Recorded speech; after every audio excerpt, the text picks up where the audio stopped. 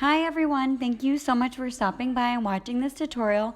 I will show you how to make this faux ginger jar using Dollar Tree materials. Just love the way these look, and when I saw these indigo watercolor butterfly decals, I knew exactly what I wanted to do with them. So thank you so much for watching, and I hope you enjoyed this tutorial. Also, don't forget to check out the description down below. I'll go into detail of exactly what I used to create this.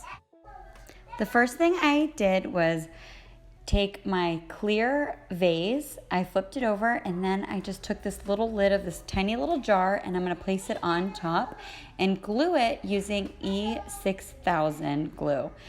Make sure when you apply it, you do it very generously because you want this to stick.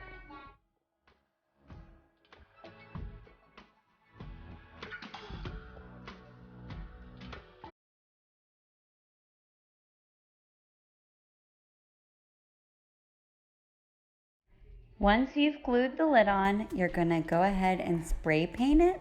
I use this Krylon in white and it's glossy to give it that nice ceramic look. Let the vase cure overnight for at least 24 hours before you add the butterfly decals to it. Then I just simply stuck them where I liked. You can then do a clear coat over this to protect it and to make sure that they don't peel off. I skipped this step and so far so good, but if you want it to be more durable, I would recommend clear coating it.